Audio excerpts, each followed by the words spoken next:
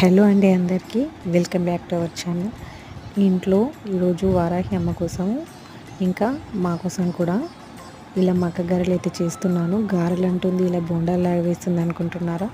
ఇవైతే మక్కిళ్ళు చాలా లాతగా ఉండే, అందుకే ఇలా రౌండ్గా వేయాల్సి వచ్చింది. అస్సలు రాలేదు వడలాగా. సో అందుకే నేను ఇలా రౌండ్గా వేశాను. మనం ఇంట్లో ప్రేమతో ఏది చేసినా అవుట్పుట్ అంతే బాగా వస్తుంది కదా.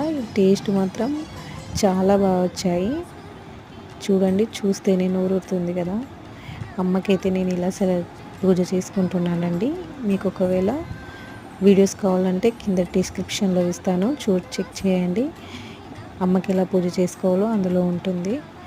మీరు మీ ఇంట్లో ఎలా సెలబ్రేట్ చేసుకుంటున్నారో కింద నా కామెంట్ బాక్స్లో షేర్ చేయండి. ఓకేనా అండి? చూశారు కదా ఎంత బాగా వచ్చాయో, చాలా టేస్ట్గా ఉన్నాయండి. మీరు కూడా ట్రై చేయండి ఈ రెసిపీ. ఓకే అండి, బాయ్.